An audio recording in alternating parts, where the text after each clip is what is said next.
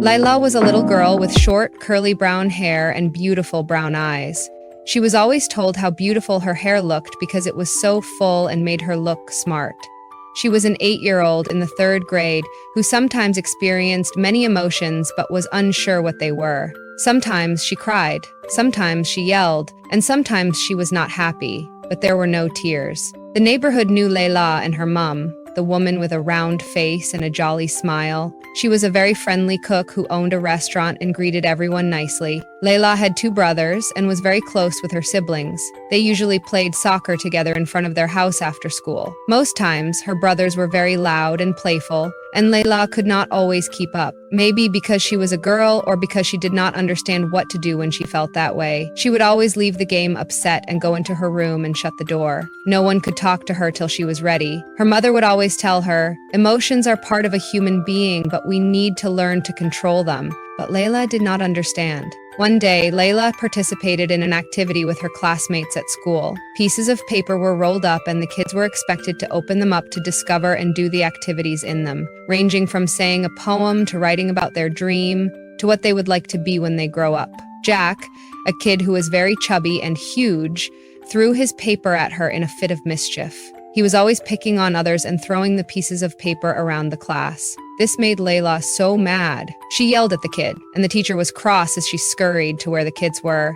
She told Laila that there was no yelling in class and asked Jack to apologize. However, because of how much yelling that was, she made a report to Laila's mom when she came to pick her up. When they got home, her mom decided it was time to teach Laila about her feelings.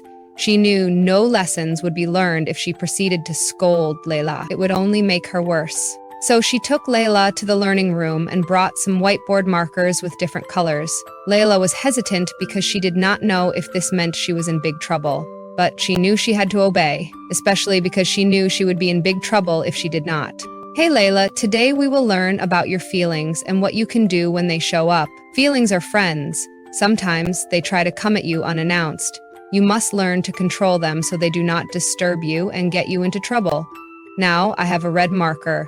Red represents anger, like what you felt when that kid threw the paper at you at school. It's okay to feel angry, but do not get so mad that you do something you regret. Now, take this red crayon. Whenever you're upset, use this crayon to write on a piece of paper to express yourself. You should feel better. Here's a blue crayon. I know you feel sad sometimes, like when Mummy says you can't go to the park. This color can help you express what you feel. But Mom, what about when I'm super duper happy? Laila asked. Oh yes, I love when you're happy, her mom replied. That's why I saved the color yellow, which is the color of the sun. We all love it when the sun is out. It means it's time to play and be happy. So let's use all that joy on a piece of paper with the color yellow. Yippee! Laila exclaimed. Now, I know you like to learn new things and discover new information. When you do that, you are curious. Now you can use purple to remind you to be patient while you get the information. Impatience does not make you look good, her mom said. Mom, what about when I am on the playground and I do not have a paper or pen with me?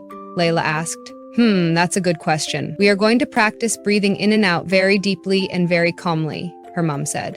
They both took a long breath in and released it, repeating the process twice. Now, Laila, when you breathe in and out, it helps you release the stress you feel at the time, and you have the opportunity not to react in anger.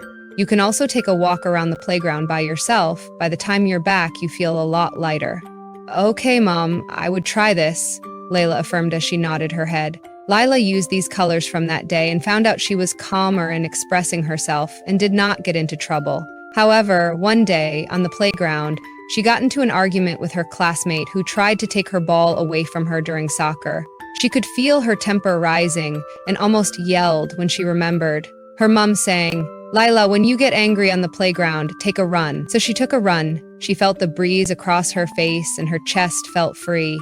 She let out a smile from the corner of her mouth. It worked.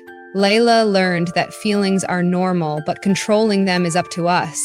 As time passed, she also helped kids like her learn how to control theirs, just as her mom taught her.